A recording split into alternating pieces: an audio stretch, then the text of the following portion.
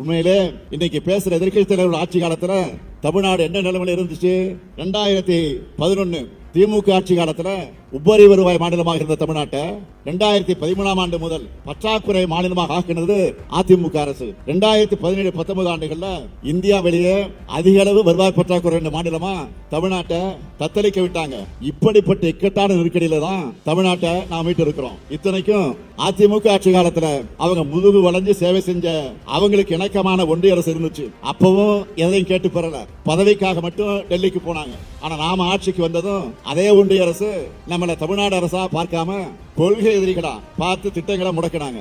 ஒன்றிய அரசோட அந்த ஓரவிதனைகளை மீறித்தான் ஒன்றிய அரசோட திட்டங்களுக்கும் மாநில அரசோட நிதியை செலவு செஞ்சு திட்டங்களை செயல்படுத்திட்டு இருக்கிறோம். இப்போ முந்தைய அதிமுக ஆட்சியோட கையாளாகாத நிர்வாக சீரழிவு ஒருபுறம், ஒன்றிய பாஜக அரசோட பாராமுகம் ஒருபுறம், தமிழ்நாட்டை ஒன்றிய அரசு எப்படி வஞ்சிக்குதுன்னு மாண்புமிகு நம்முடைய நிதியமைச்சர் தங்க தென்னரசு அவர்கள் 2 நாட்களுக்கு முன்பு விழாவாரியாக பேட்டி கொடுத்திருக்கிறார். ஏற்கனவே சட்டமன்றத்தில் பேசி இருக்கிறார். ஆனா எதிர்க்கட்சி தலைவரை காதலி வாங்குறது இல்ல, அது எதையும் படிக்கிறது இல்ல. ரொம்ப சாதாரணமா தமிழ்நாடு திவால் ஆயிடுச்சுன்னு சொல்றாருன்னா தமிழ்நாடு திவால் ஆகணும் என்பதுதான் அவருடைய எண்ணமா என்று கேட்க தோணுகிறது.